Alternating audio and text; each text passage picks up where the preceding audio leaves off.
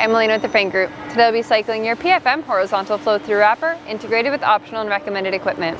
This machine is currently set to 3-phase, 240 volts. We recommend reading the manual in its entirety before powering on the machine.